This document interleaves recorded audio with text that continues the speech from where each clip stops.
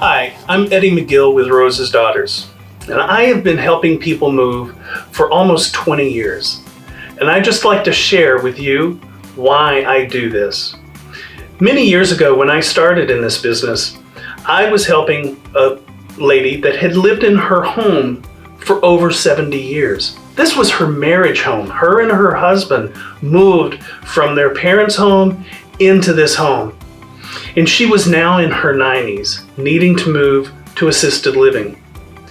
So I did for her what we do for everyone. We went in and we started talking to her about the new space and planning out what was going to move with her.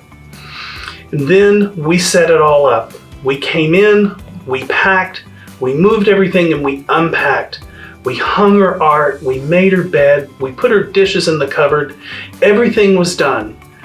And when she came into her new home, she started crying.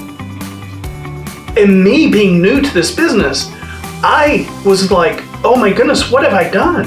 What have I done? This poor lady has been disrupted from her life.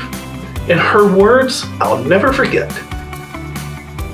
She said, I never knew my stuff was this beautiful. Right then and there, I knew this is what I needed to do.